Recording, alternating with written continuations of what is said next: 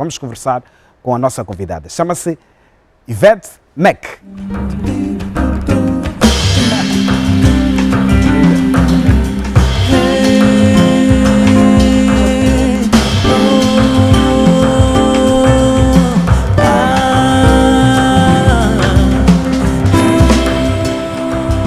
Yvette Mac, aplausos para ti também.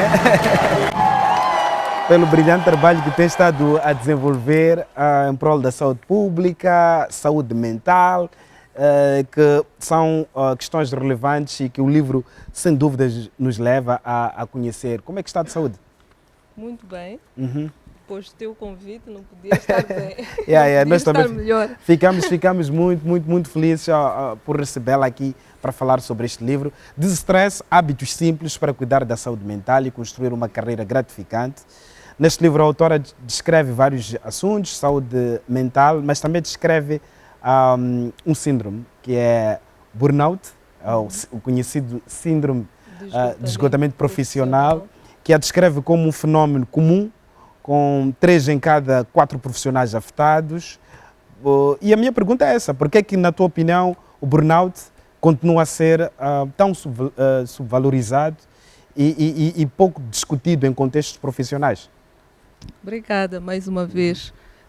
O burnout, a síndrome de esgotamento profissional, é uma síndrome já conhecida há vários anos. Até a Bíblia descreve o burnout de Moisés. O sogro de Jetro aconselhou Moisés a delegar algumas tarefas, porque já via que ele estava cansado, exausto, esgotado. Assim vais desfalecer. Então, já em tempos milenares, já existiam relatos de burnout. Nos anos 70 também surgiu este tema. Inicialmente surgiu em cuidadores, pessoas que nas áreas sociais e que têm muita sobrecarga de trabalho, dão muito de si e depois, ao longo do tempo, elas vão demonstrando um cansaço. É uma área muito estigmatizada, por se tratar, quer dizer, porque os sintomas são inespecíficos. Não se trata de uma doença como tal. Então, mas burnout significa, quer dizer, se estás em burnout, estás em risco ou mais vulnerável a desenvolver doenças mentais e até doenças físicas, como as doenças cardiovasculares. Por que é que não se fala? Há muito estigma à volta de situações ou distúrbios de saúde mental. As pessoas também têm vergonha de falar sobre este tema. É um pouco também relacionado com a nossa cultura de trabalho contemporâneo hoje em dia. Então vivemos uma cultura do sempre disponível, uma cultura do sempre ligado. A busca incessante por mais benefícios, né? Mais e mais. E a vida está muito cara, o custo de vida é elevado, há muitas contas a pagar. Um único trabalho, um único salário não é suficiente. Então, as pessoas tentam fazer o máximo que podem para garantir o seu sustento. Então, e a volta disso é estigmatizado. Não pode estabelecer limites nos horários porque o chefe não vai aceitar, porque o chefe quer resultados, custe o que custar. Então, é tudo muito à volta disso e é uma situação um pouco complexa. E quais são os sinais muito evidentes? O principal sinal é mesmo exaustão. Exaustão, né? Exaustão. Ou seja, o que acontece na vida de um profissional exausto? Tem que se ver um pouco a origem, o que leva esse profissional a chegar a essa exaustão. Existem várias exigências, vários tipos de exigências de trabalho. Dependendo da sobrecarga, exigências de tarefas podem, por exemplo, ser a sobrecarga de trabalho, ou a insegurança mesmo no trabalho, um contrato precário. Temos também problemas interpessoais com os chefes ou as relações interpessoais, diferenças de personalidade, como as condições de trabalho. Todas essas exigências, se não satisfeitas e se o indivíduo, ao longo prazo, podem criar um stress crônico que, a longo prazo, este indivíduo pode ficar exausto, não ter a capacidade de recuperar.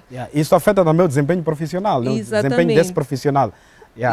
E por causa disso, há também stress, né?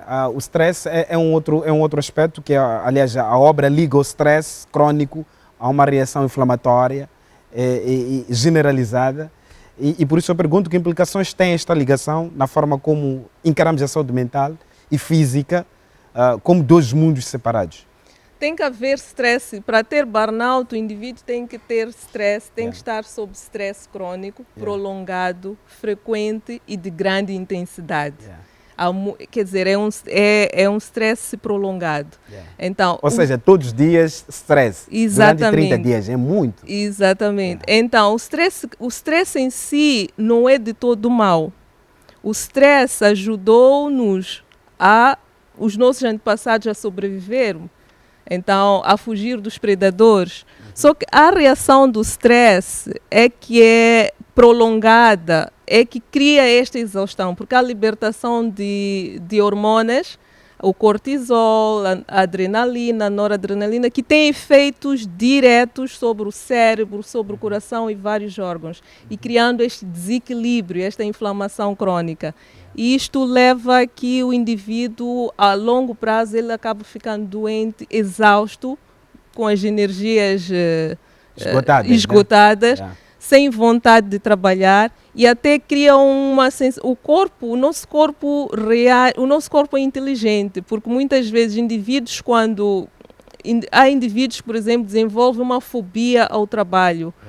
Quando é o momento de ir trabalhar, ele desenvolve sintomas, ou palpitações, porque sabe que o nosso corpo sabe que aquela situação não é um bom ambiente. Então, o que é preciso fazer é realmente estarmos atentos ao nosso corpo e às reações do nosso corpo, e também tentarmos cuidarmos para que realmente esta situação não progrida para uma situação mais grave. Ok. E em relação aos ambientes de trabalho, que é também um aspecto que julgo ser importante, como é que os ambientes de trabalho são extremamente importantes para fazer face ao impacto mais direto e evitar a burnout? O trabalho, as organizações e as empresas têm um papel muito importante na prevenção do burnout ou do síndrome de esgotamento profissional. Porque no final do dia esta situação é tratada como este é o teu problema, mas tem que ser tratada tem que ser uma situação tratada a nível organizacional, porque no fim do dia é estrutural. O ambiente de trabalho, porque as organizações beneficiam-se muito de trabalhadores mais motivados, ativos, produtivos e satisfeitos com o seu trabalho. Mas essa satisfação implica saúde, implica autocuidado, implica dedicação ao bem-estar. Então, a cultura do trabalho deve mudar, a cultura tóxica de trabalho deve mudar, e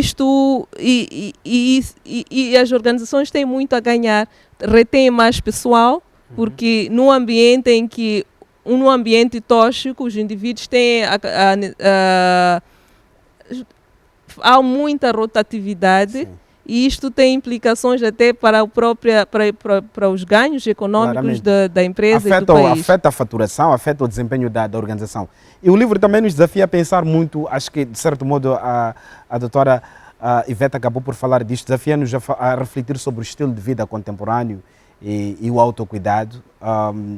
E disse muito bem que vivemos num tempo em que a hiperprodutividade é glorificada. Exato. E como é que este culto da produtividade interfere com o nosso direito ao descanso e ao silêncio interior? Exato. Nós somos uma geração, com muitos desafios, com muitas coisas boas, mas também muitos desafios. Por exemplo, a tecnologia, posso dizer que é uma faca de dois gumes. Com a tecnologia melhorou o nosso trabalho, trouxe flexibilidade ao nosso trabalho, mas por outro lado a tecnologia vicia-nos Não conseguimos desligar. E a tecnologia, e quando usamos a tecnologia de forma problemática, é também fonte de stress e burnout. Então, o que se pode fazer? Estes ambientes de trabalho, é preciso realmente promover o bem-estar e o autocuidado.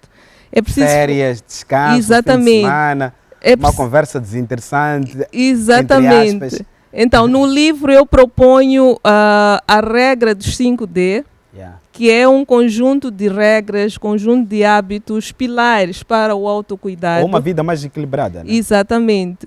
Então, nesse sentido, a regra, esta abordagem que eu proponho promove o descanso, promove o desacelerar, promove também ter cuidado com a nossa dieta, preferir ou priorizar alimentos mais naturais, frutas, vegetais, alimentos com pouco sal, alimentos com poucas gorduras.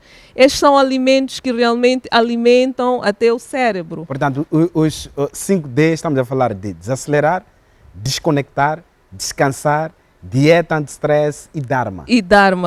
O Dharma é muito importante porque tem muito a ver com a nossa espiritualidade, com a nossa forma como encaramos a vida. Se nós não sabemos por que estamos a fazer o que fazemos, por que estamos aqui e como é que nós podemos contribuir para o mundo. Já dizia Einstein que as pessoas têm que contribuir, têm a obrigação de contribuir o equivalente ao que retiram do mundo.